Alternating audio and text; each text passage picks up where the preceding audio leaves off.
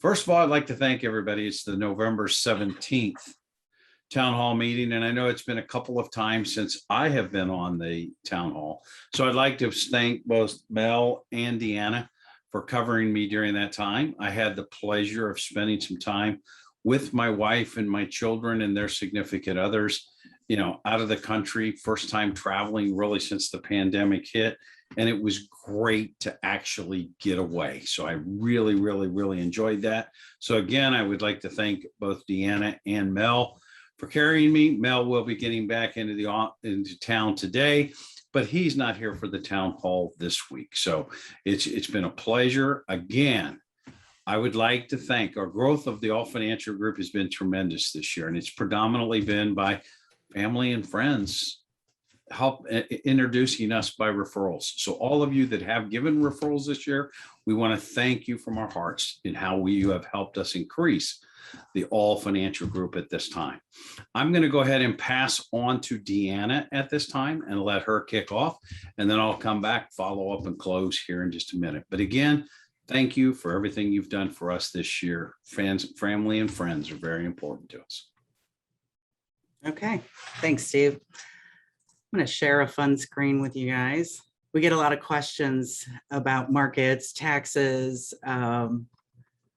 what's going to pass in Congress, what's coming down the pike. And we really, here's a little known fact, we don't have the crystal ball either, but we have to plan with so many variables that are interacting to be able to protect you from some of those unknowns. So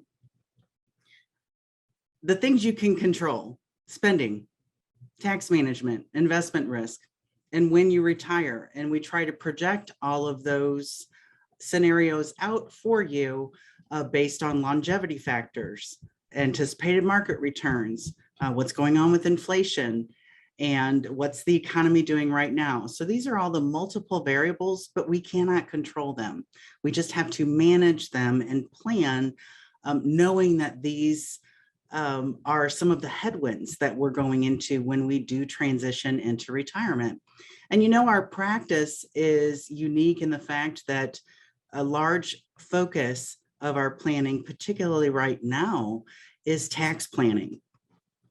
This is something that comes into play, particularly at the end of the year, where you've got opportunities to prepay taxes on some of your retirement income. Now, why would you want to prepay taxes? Well, taxes are on sale right now, and it might make sense to increase your income going into the end of the year. Now that you kind of have an idea of maybe what your year-to-date income can be for 2021 before December 31st, and fill up some of those lower tax brackets. And why would you want to do that?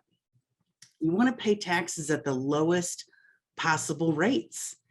And this is something that you can control. We don't know what future tax increases will be. We can only surmise, guess, an educated guess that taxes will be higher. They're at historic lows now. Also, we generally, if you're married, we generally do not move out of this world at the exact same time. So the tax implications for the surviving spouse will be much higher as well. Also, the Secure Act that came into play changes how we transfer our assets to our children and grandchildren. So those are some of the reasons why we want to be cognizant of the taxes that we're paying from a macro perspective.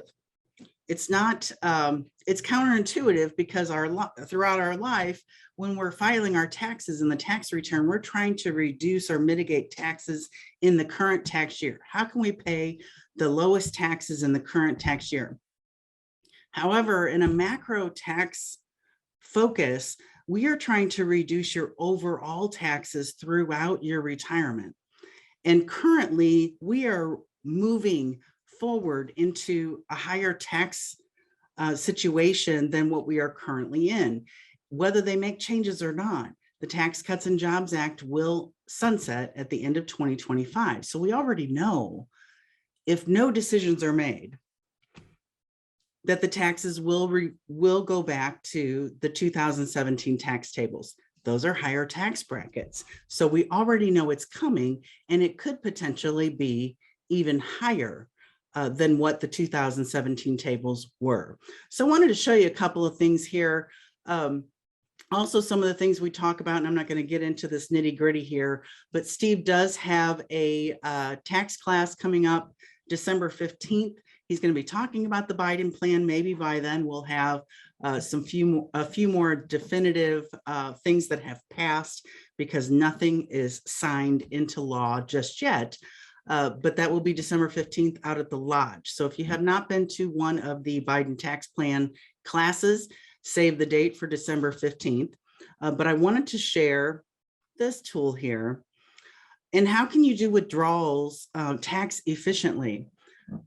When does it make sense to do Roth conversions? And you know, we have calculators that are designed to do this projection for you. It's not something you have to do yourself. This is something we can do with you. And I encourage you to take advantage of that, because in some cases, it doesn't make sense for you to accelerate taxes. In some cases, you're prepaying taxes for the next generation, and it's more important that we preserve and protect the assets for your lifetime. So it's not always a cut and dry, prepay the taxes. But in this scenario, I thought this was a really neat tool to show you why you would want to fill up those lower tax brackets. From 0 to 12,500, the standard deduction for a single individual, you're not paying any taxes. I had a case where a single client still had a little bit left in her traditional IRA. Her income for this year, because she is in the middle of a transition, is very nominal. I said, let's do a Roth conversion before the end of the year. Your standard deduction will wipe out all of the Roth conversion and the income that you made for the year, and we can move it into the Roth now. No taxes. It can make sense in that cases. Look for those years where it's a lower income year. You're only paying 10% on amounts between 12,000 and 22,000. I'm rounding, but 22.5, and these change every year. You're paying 12% up to 53,000. That's for a single individual. So it's a progressive tax. You might want to fill these up before the end of the year. You might want to consider moving into a Roth or other ways that you can seek tax efficiency. For married filing jointly, again, there's no tax. It's zero tax up to 25,000. That's the standard deduction. It's a little bit higher than that now, but 10% up to almost 45. So you can see there's a big bucket here at the 12% for a married filing jointly. Why not fill those lower tax brackets and reduce your future forced RMDs, which will shove you into those higher tax brackets that will be sunsetting at the end of 2025. So that's what I wanted to share, is just a reminder, just to take advantage of those calculations that we can do for you to see if moving to tax efficiency and taking advantage of some of those tools before the end of the year, if those make sense for you. Steve? Again, I'd like to thank you, Miss Deanna, and I'd also like to thank Deanna. We had a Girls and Guns event about a week ago where we had 8 to 10 ladies actually go to the range, which is just off of Manchester Road. They went through some safety courses and they went in and actually went down to the firearms range. Everybody had a ball when we did that. We had sent out the invitation before and we had a waiting list. The requests have been there to do this event again, and I would like to thank Miss Deanna for actually being the person that spearheaded the event of Girls and Guns. So we had such a good time. They had a ball. The pictures, it comes from here. They literally enjoyed it. I got more emails from it saying, I would like to thank you and Deanna for getting this to people, but I'd like for you to look at the faces on the ladies that went to this We event. had a great time. We did. So if that's there, it's not an event that is geared just for people that have done this over and over again or have done it for their entire life. A lot of the ladies that you see in this picture right now, it was their first time. So please, we are planning on doing another one soon. And so we will be putting that out. I also don't know if it is announced that my daughter Megan has come back to work for us. Her last name's not Aul anymore, it's Kaviris, but when you hear from Megan, I want you to know that it is our daughter. She is back in the company again, and I'm really glad to have her. She's going to be putting on what I call some little like lunch and learn town halls, where we'll put little people together in like focus groups so that we can ask you, our clients, how we can better serve you. So look for those in the future. If you get a call from Megan on those, let her know that you can or cannot participate. We really, really, really appreciate it. And again, I'd like to thank Deanna for talking about the taxes, so I don't have to, because I get to talk about taxes all the time. That's kind of like it's taxes, taxes, taxes, taxes. So as it does come from there, I enjoy doing the quote Biden tax plan, retirement in Biden's America, however you want to do it. I don't think either party has been very good stewards of our money. So I'm not picking on one political party of the other one. The other one that gets talked about right now is inflation. I had some people that have came in and actually sat down to talk. They wanted me to run their inflation figures at 8%. I said, that's an unrealistic expectation for a long period of time. They said, well, currently right now it's very high. And I said, yes, but I didn't run inflation at 1% when it was down there to almost nothing.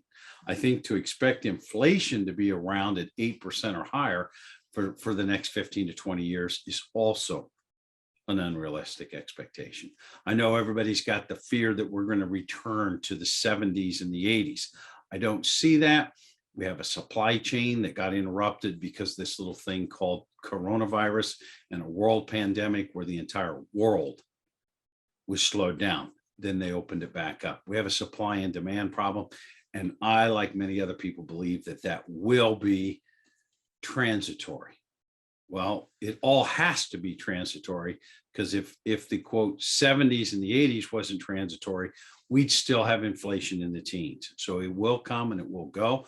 I believe it is going to be a much more difficult thing for those that don't have assets.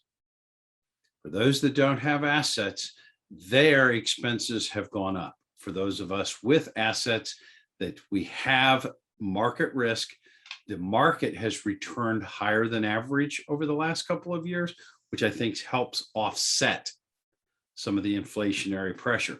That's why, even if somebody's conservative, we believe that you do need to have that market, exposure 4 times like this when we have higher inflationaries. I'm going to go through a few of the things that I call the kind of the year-end checklist, and just kind of think of these things. And if anything hits with you, please give us a call and we can talk about them. Income and expenses. Most people can't itemize deductions anymore, so we have to look at your quote medical expenses. Could we combine 2 years medical expenses together so we can actually take a deduction on our tax return? The same thing is also possible if we look at charitable contributions. If you're 70 and a half or older, we can use the qualified charitable contribution to make your payments directly to the charities, and you not have to pay taxes on the distribution that came out of your IRA accounts. So I think that's very important to do. Most of the people that we do Roth conversions, we've talked about it. But as Deanna put it, what if I got that small amount of conversion that I could possibly make, keep myself in a current tax bracket, or pay no taxes on it? It's a thing that we talk to about most of you all, but if you got any questions around that, please let us know, especially if it's in those years where our income is lower than normal. If you have a HSA, a health savings account at work, and you have any contribution available to it, I'm going to suggest let's look at go ahead and making that contribution. Why? Because I get a tax deferral when I make the contribution, and when I take the money out, as long as I spend it for medical expenses, it's tax-free. It's tax-free. We're looking at portfolios today, the balancing of the portfolios. Many of you guys have come in for the reviews and things of that nature, and we've talked about bond replacements. I believe that interest rates are going to rise, therefore little to no gains on the bonds within our current portfolios. So we look at the availability, what bond replacements could be used. One of the tools that we've been looking at is a return of premium fixed indexed annuity, so they don't have the 10-year surrender charge. I got the availability to walk away from that when interest rates rise, if I don't get any return off of those assets. So that's one of the things that we like to look at. The other thing, if there's any major changes, let's look at those beneficiaries. Have we had any changes that we actually need to change the beneficiary designations? And then the big thing that I like to look at is you're getting ready to retire. Let's look at some of those goals and objectives of retirement. I think Deanna put it the greatest. What are we going to retire to? The pandemic has now held most of us down for a couple of years. As I stated earlier, the family, we went on a vacation together. The biggest part that I enjoyed about that vacation was sitting at the dinner table, talking to all my kids and their significant others, the 6 of us sitting there together. What are you retiring to? What's on that bucket list that now that we have the availability that we could be traveling soon, what do you want to do with the assets that you created during your working years? I think that's a big one to look at for the year end. We'll chat with the people, those that are on Social Security. I hope you have now realized that you're going to get an increase this year. I get asked by people that say, Steve, I am not taking it. Will I get that increase? The answer to that question is yes. If you've already hit the age of 62, you will get that increase in your cost of living adjustments. So as we enter into the last month of the year 2021, if there's any questions that you have, please do not hesitate to call the office. We do the regular reviews, but we're also available for you when you need us, because we believe that's what financial planning is all about. If you have any questions, please don't hesitate to give us a call. And again, I would like to thank everybody out there that has allowed for the increase, the growth of the Aul Financial Group in 2021 has been the biggest growth year that we've ever had. And I credit that to the referrals of families and friends by our clients. It's just a gift that keeps on giving. So again, thank you all for being our family at the Aul Financial Group.